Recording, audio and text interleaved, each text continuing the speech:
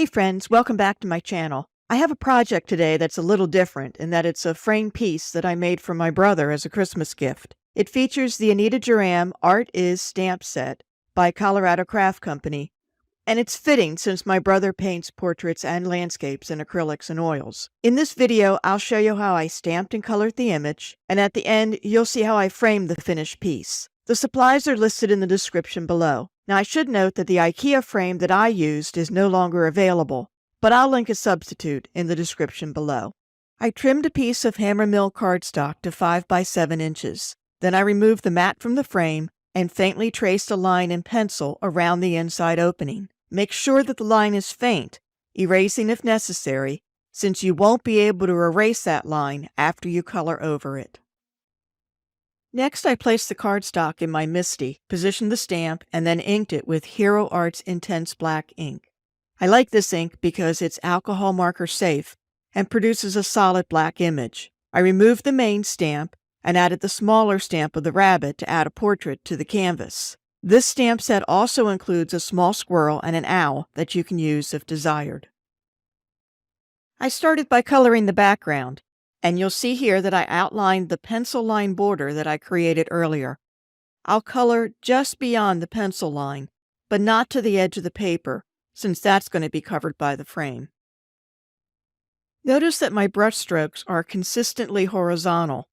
With the exception of the outline of the left and right sides of the image border, I don't alternate between vertical and horizontal brush strokes. Sometimes I'll use a circular motion to fill in large areas, but here I wanted the final result to blend smoothly from top to bottom. It's harder to smooth out brush lines if your base layer was done in multiple directions.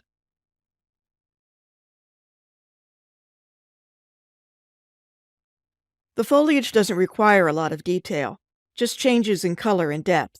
So I simply created a lot of dots, stippling the bushes in a random pattern. I tend to add dots in a straight line, so I have to work at being more random. The tops of my bushes ended up as a slanted line. But the good thing about this is that you can go back and adjust so that that top line has a little more interest.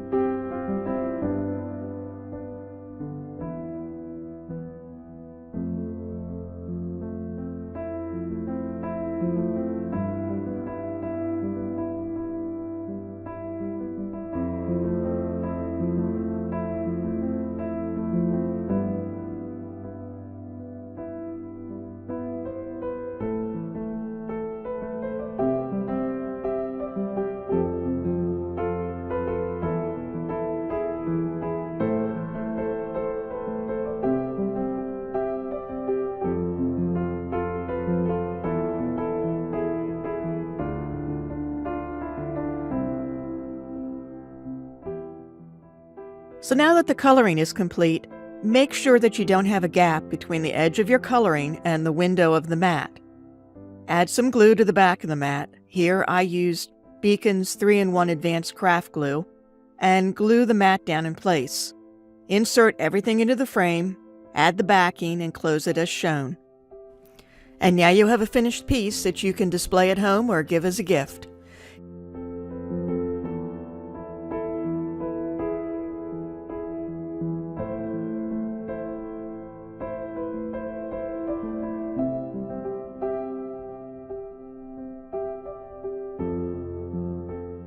If you enjoyed this video, please like and subscribe by hitting the button below. Thanks for joining me today, and I'll see you again soon.